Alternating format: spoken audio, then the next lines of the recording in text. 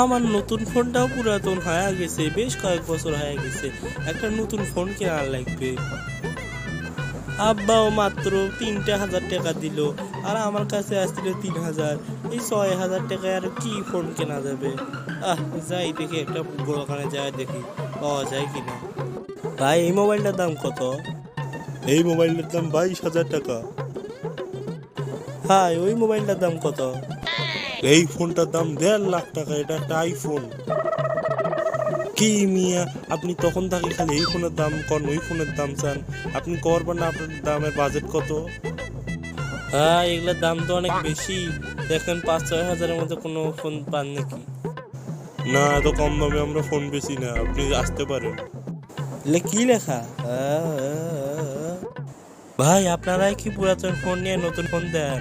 দেন তো আমার, এই নেন পুরাতন ফোনটা, আমাকে নতুন ফোন দেন।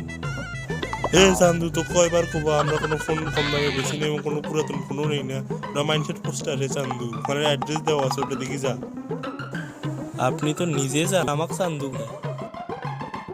কি করলু তুই?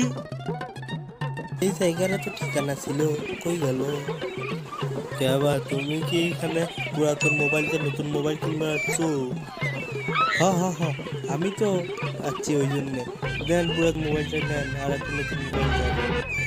পোস্টারে কি লেখা ছিল? পুরাতন মোবাইল দেন, নতুন মোবাইল নেন। তাহলে আমাকে তুমি পুরাতন মোবাইল দিছ, এবার নতুন মোবাইল নিয়ে নাও দোকান থাকি। নতুন মোবাইল নেন মানে তো বাটপারি করতেছ? আমার নতুন মোবাইল দাও। বেশি চালাকি করো না, পকেটে গুলিতে দেখতেছো না? আচ্ছা, আমার কোনো মোবাইল লাগবে না, থাক। পকেটের মধ্যে এটা খেলনা পিস্তল, শালা এটাও বুঝলো না, বোতল শালা।